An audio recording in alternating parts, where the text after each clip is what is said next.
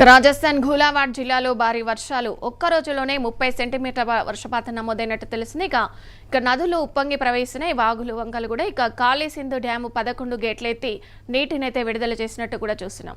ఇక సునేల్లో జలమయమైన ప్రధాన రహదారులు దుకాణాలు ఇక ఇళ్లలోకి కూడా నీరు చేరినట్టు తెలిసింది. ఇక పలు ప్రాంతాల్లో వాహనాలు కూడా నిలిచిపోయినట్టు చూసినాం. రాకపోకలకు ఇబ్బందులు ఏర్పడ్డాయి. అలాగే నేడు ఘూలావాడ్ జిల్లాలో పాఠశాలలకు కూడా సెలవు ప్రకటించారు.